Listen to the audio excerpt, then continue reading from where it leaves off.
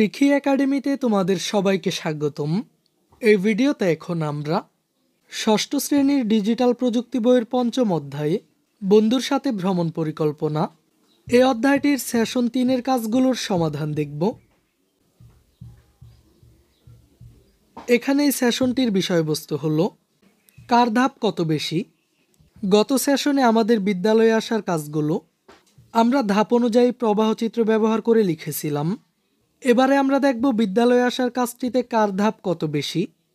আমরা আমাদের ধাপগুলো গণনা করি এবং শিক্ষকের কাছে সংখ্যাটি বলি।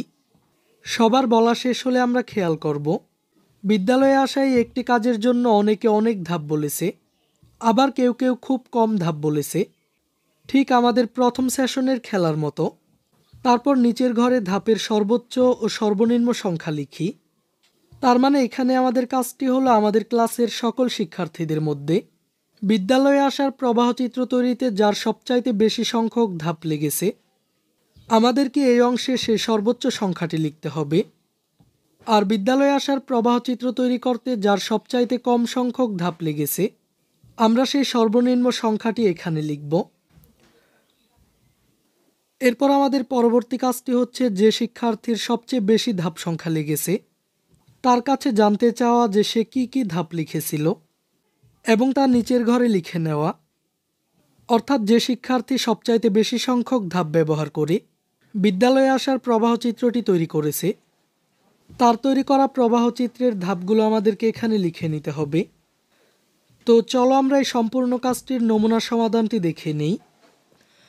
বিদ্যালয়ে আসার প্রবাহচিত্র তৈরিতে যে শিক্ষার্থী সবচাইতে বেশি সংখ্যক ধাপ ব্যবহার করেছে ধাপের সর্বোচ্চ সংখ্যাটি হলো 14। আর বিদ্যালয়ে আসার প্রবাহচিত্র তৈরিতে যে শিক্ষার্থী সবচাইতে কম সংখ্যক ধাপ ব্যবহার করেছে ধাপের সর্বনিম্ন সংখ্যাটি হলো 9। এবার চলো আমরা সর্বোচ্চ সংখ্যক ধাপের প্রবাহচিত্রটি দেখে নিই।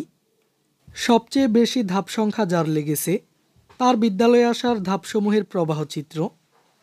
প্রথমেই শুরু, এরপর ঘুম থেকে ওঠা, পরবর্তী ধাপটি হলো দাঁত পরিষ্কার করা, তারপর হাত মুখ ধোয়া, এরপর সকালের নাস্তা করা, এরপর কিছু সময় পড়া, তারপর ব্যাগ গোছানো, বিদ্যালয়ে যাওয়ার জন্য তৈরি হওয়া, বাসা থেকে বের হওয়া, এরপর রিকশার জন্য রাস্তায় যাওয়া, তারপরে রিকশায় ওঠা, বিদ্যালয়ের গেটে নামা, এরপর শ্রেণীকক্ষে প্রবেশ করা এবং কাজটি এখানেই শেষ। এরপর নিচে বলা হয়েছে এখন সহপাঠীর সাথে আলোচনা করি।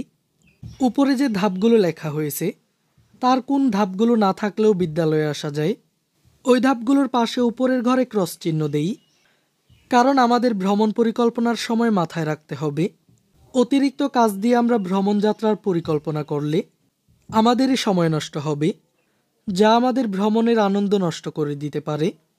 কোনো কাজকে যদি অনেকগুলো ধাপে ভাগ করা যায় তাহলে কিভাবে সবচেয়ে কম ধাপে কাজটি করা যায় সেটি জানাও জরুরি।